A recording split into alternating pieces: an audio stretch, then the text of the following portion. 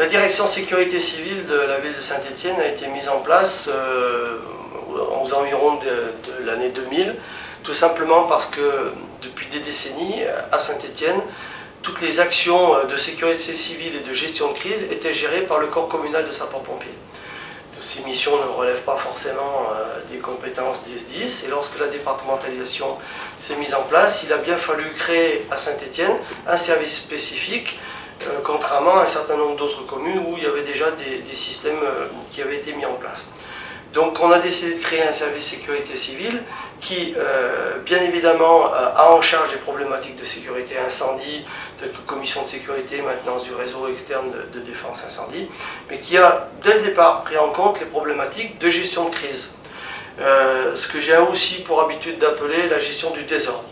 Et cette mission qu'on a commencé à remplir en 2001 et en 2002, petit à petit, a connu un certain essor, du fait des événements que la France a connus, du fait de la loi de modernisation de la sécurité civile de 2004, des textes connexes qui ont été publiés et qui ont renforcé, et non pas créé, ça existait déjà, mais qui ont renforcé les obligations du maire dans l'exercice de ses pouvoirs de police en matière de sauvegarde, ce fameux terme de sauvegarde qui a été officialisé à ce moment-là. Et donc nous nous sommes trouvés très naturellement engagés dans l'élaboration du plan communal de sauvegarde, dans les dispositifs d'information préventive à l'égard des risques majeurs. Et du coup, la direction sécurité civile est devenue aujourd'hui le service central de gestion de toutes les situations de désordre. Ce qui évidemment fait appel aux problématiques de risques majeurs, mais fait aussi appel aux problématiques de troubles sanitaires, de crises sanitaires, telles que la grippe aviaire, et puis aussi des situations de troubles sociétals. On a connu quelques mouvements sociaux en novembre 2005, comme beaucoup d'autres grandes villes françaises. Et là encore, le dispositif de sécurité civile que nous avions mis en place s'est trouvé au cœur de la coordination et de l'organisation de la réponse des services de la ville. Alors le congrès national de la Fédération des sapeurs-pompiers de France, c'est une occasion exceptionnelle pour nous de mettre en avant l'existence et l'activité de la direction sécurité civile,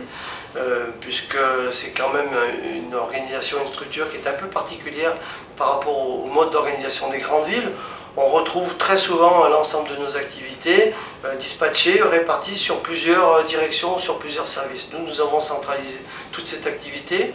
Nous voulons profiter du coup de projecteur qui va être donné sur la ville à l'occasion du congrès, de la venue de nombreux visiteurs, soit sapeurs-pompiers bien sûr et en premier, soit élus travaillant quotidiennement avec les SDIS, mais aussi le grand public, pour mettre en avant notre organisation, ses spécificités, et puis toutes les offres que nous pouvons proposer au public en matière d'information et en matière d'action en situation de crise. La loi de 2004, qui a introduit la notion de sauvegarde, a d'ailleurs assez clairement précisé la répartition des tâches entre les services de secours qui portent toutes les missions d'assistance immédiate auprès de la population, auprès du public, et puis le rôle des maires qui est d'encadrer un petit peu ces actions en matière d'assistance aux populations, de mise en sécurité, d'information, d'assistance alimentaire et autres. On aurait pu avoir tendance, et je pense que parfois ça a été le cas dans certains départements français, à aller jusqu'au bout de cette séparation des tâches et faire en sorte que le SDIS organise ses missions et que les communes organisent les leurs, chacune de leur côté, chacun de leur côté. Dans la Loire, nous avons choisi, à Saint-Étienne en particulier, mais dans le département d'une manière générale, d'agir différemment et de faire en sorte de préserver l'interactivité de ces tâches. Donc, dès le départ, le SDIS 42 a été associé à l'élaboration du plan communal de sauvegarde. Nous avons mis à la disposition du SDIS 42 nos moyens d'exercice des missions de sauvegarde pour contribuer et faciliter l'exercice des missions de secours. Cette collaboration se poursuit aujourd'hui puisque lorsque nous organisons des exercices de sauvegarde, nous nous assurons la collaboration du SDIS soit en tant qu'acteur, soit en tant qu'observateur. Et puis nous entretenons cette collaboration le plus quotidiennement possible aussi dans les acquisitions de ressources matérielles, dans les choix stratégiques, de manière à ce que autant que de besoin, lorsque nous aurons à mettre en œuvre, ou lorsque nous avons à mettre en œuvre tout ce que nous avons préparé, la collaboration sur le terrain se fasse le plus naturellement possible. Alors lorsque